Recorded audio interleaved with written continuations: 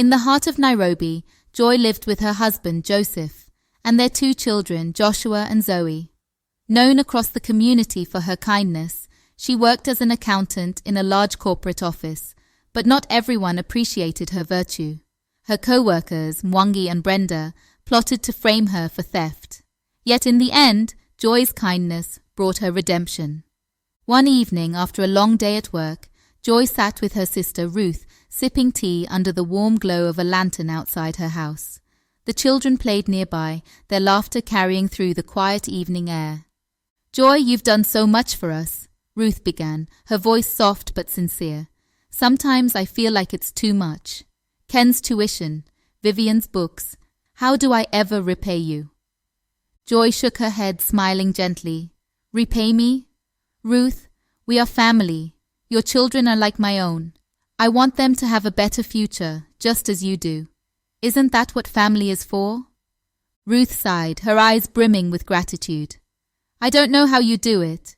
You have your own family, your own struggles, yet you still find time to help everyone. Don't you ever get tired?" Joy chuckled, glancing at her children playing with their cousins.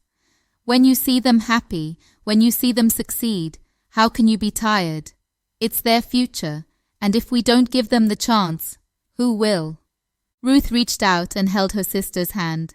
"I thank God every day for you, Joy. I don't know where we'd be without you." Joy squeezed her hand gently. "We are in this together, Ruth, always." Late one evening in the office, Mwangi and Brenda stayed behind after everyone had left. They huddled close to a computer screen, eyes gleaming with excitement.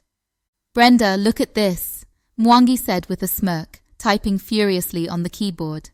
"I've adjusted the entries again. Everything points to Joy. The audit team won't see this coming." Brenda peered over his shoulder, a sly smile spreading across her face. "Are you sure this will work? What if they dig deeper?" Mwangi leaned back in his chair, confidence oozing from his voice. "They won't.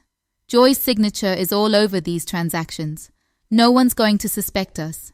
She's always the goody two-shoes. Everyone will believe it's her." Brenda laughed, though there was a hint of nervousness in her voice. "It's about time someone brought her down a peg, always being praised for her honesty. Well, let's see how honest she is when they drag her to jail." Mwangi chuckled darkly. "By the time they figure it out, we'll be long gone with the money. Joy's reputation will be in ruins. She won't know what hit her." The day Joy was called into the managing director's office, she came home distraught. Joseph, sensing something was wrong the moment she walked in, met her in the living room. His brow furrowed as he saw the tears glistening in her eyes. "Joy, what is it? What happened?" he asked, his voice filled with concern. Joy collapsed onto the sofa, burying her face in her hands. "Joseph, they think I've stolen money from the company. They say it was me, that I forged documents and transferred funds. I don't understand. I've done nothing wrong." Joseph sat beside her, wrapping his arm around her shoulders. "What? That's impossible. You would never do something like that. Everyone knows your honesty." "They found evidence, Joseph," Joy whispered, shaking her head. "My signature is on the documents, but I didn't do it. I swear, I didn't." He pulled her closer, his voice firm but gentle. "Joy, listen to me. I know you. You are the most honest person I've ever met. We will get through this. We will fight it. You're not alone." "But what if they don't believe me?" Joy asked, her voice trembling. "I could go to prison. What will happen to the children?" Joseph lifted her chin gently, forcing her to meet his eyes. "We will prove your innocence. I don't care what it takes. I believe in you, and so will others." That night, after seeing Mwangi and Brenda acting suspiciously in the office, Juma, the security guard, couldn't shake the feeling that something was wrong. He met his cousin, Inspector Kamau, at a local cafe the next day. "Cousin, I've seen something strange at work," Juma began cautiously, leaning forward. I think someone is framing Joy." Kamau, sipping his chai, raised an eyebrow. "Framing her, Joy, the one who helps everyone? Tell me what you've seen." Juma glanced around before lowering his voice. Last night, Mwangi and Brenda were in the office long after hours. They were talking about some documents and how Joy would never know. They were too confident, Kamau. Something's not right. Kamau's face grew serious. If they're tampering with company records, this could be serious. But we need proof. Juma nodded. I know, I don't have much yet, but I trust my instincts. Joy doesn't deserve this. Can you look into it? Kamau placed his hand on Juma's shoulder. Leave it to me. I'll investigate quietly. If they're behind this, we'll find out soon enough. Several days later, after Kamau's investigation revealed the truth, Joy was called into the office again.